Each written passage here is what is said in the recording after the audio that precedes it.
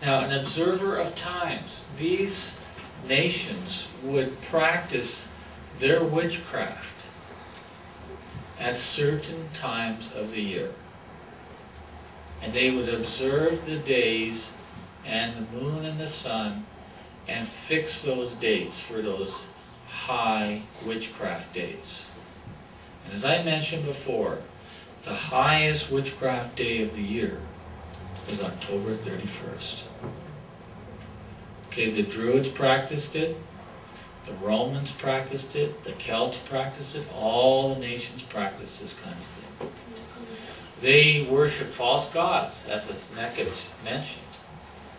And in practicing worshiping one god, they would move from that god, who had been the spring and summer god, to a fall and winter god around October 31st. And during that night, with the passing and the stopping of all things and restarting with something new, there was no control over the spirits, and the spirits of the dead were to be able to rise up and come out of their graves. And so the people, with their superstitions, would wear masks and go out and do things to try and ward off those spirits of the dead. And they would also go around to homes and ask them if they would like a trick or a treat. And they were to be given things, and if they didn't, they would put a curse, the trick, on the house. So these are very, very old practices. They're all tied in with death. They're tied in with the dead, they're tied in with witchcraft.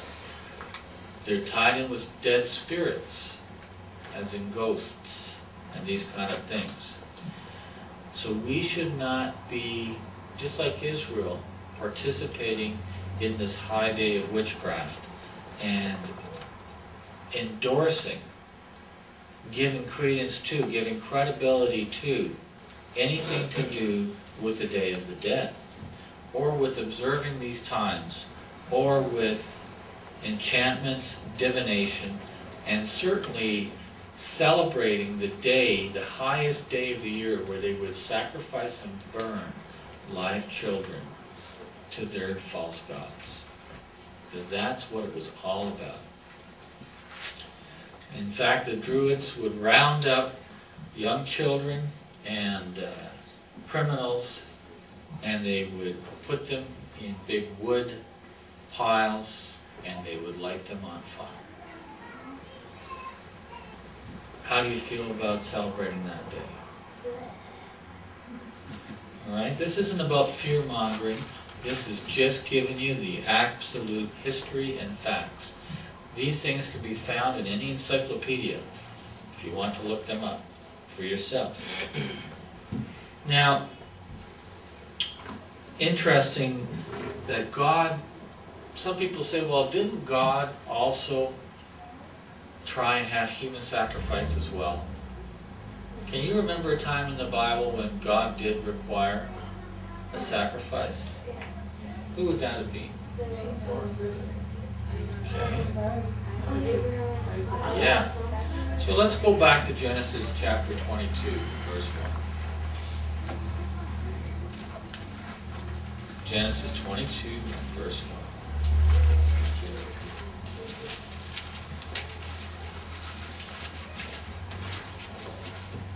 And it came to pass after these things that God did tempt Abraham, and said unto him, Abraham, and he said, Behold, here I am. He said, Take now thy son, thine only son Isaac, whom thou lovest, and get thee into the land of Moriah, and offer him there for a burnt offering upon one of the mountains, which I will tell thee of. Wow.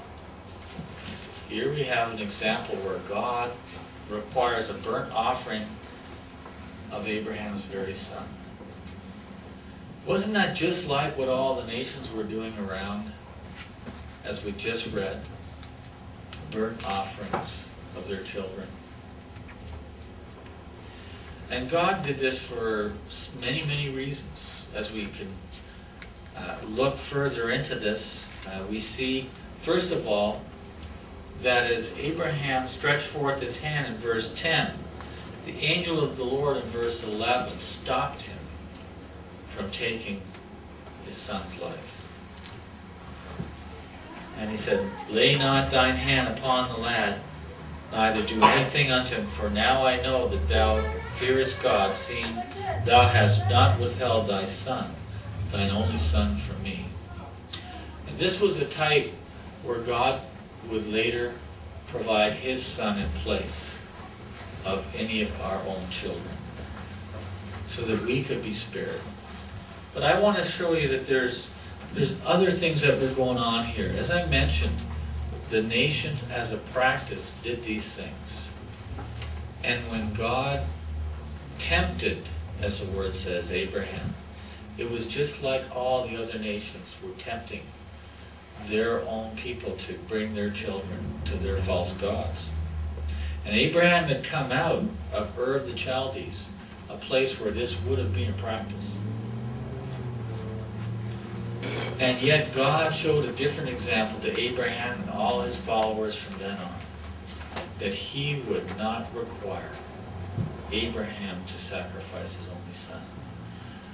And this is stunning, but he actually shows that this was not the way of the Lord, and that he would not accept child sacrifice. So,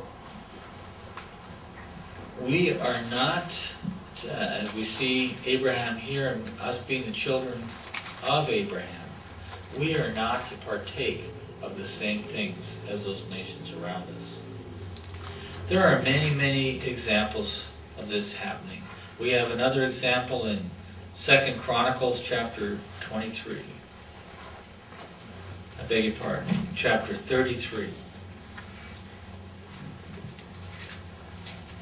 This was Manasseh the king, and he was only 12 years old when he became king. And he reigned 55 years in Jerusalem. He did what was evil in the sight of the Lord, like unto the abominations of the heathen. Now, as I mentioned, there are many, many things that the heathens did that were abominations before the Lord. But God did not want Israel to be taught all these abominations all over again. So all God would say is what not to do. But he didn't say this is what they did, this, and this. Because he was afraid Israel would follow those very same practices. And in fact they did. And this king, in verse 3, built all the high places and the false altars for Balaam. He made groves and he worshipped the host of heaven and he served them. Even in the house of God, he put idols in the very temple. He built altars for all the host of heaven in the two courts of the house of the Lord. And he also caused, in verse 6, his children to pass through the fire in the valley of the son of Hinnom. He also observed times. He used enchantments, witchcraft, dealt with familiar spirits and wizards, and wrought much evil in the sight of the Lord to provoke him to anger. These are the kind of things that God is very jealous over and really wants us not to have any part with. And please look at Halloween today and tell me, is it really separate from all these kind of practices? Does it not promote witchcraft? Does it not promote wizardry? Does it not promote enchantments? Does it not promote the dead? It does many, many things. And I want to point out to you that it, again, is on the very same high day that they did all these things in history. It has just moved forward through all the years and through all the nations to be an acceptable practice.